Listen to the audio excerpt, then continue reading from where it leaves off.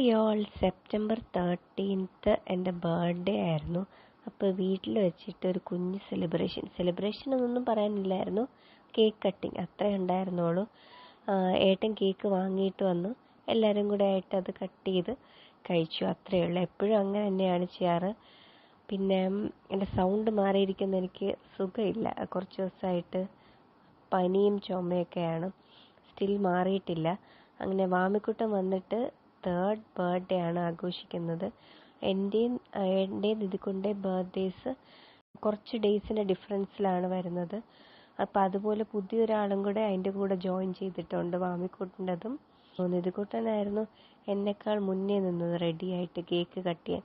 അതെപ്പോഴും അങ്ങനെ തന്നെയാണ്. കേക്ക് കണ്ട അപ്പം തന്നെ എനിക്ക് കട്ട് ചെയ്യണം എന്ന് പറഞ്ഞിട്ട് റെഡിയായി നിൽക്കും.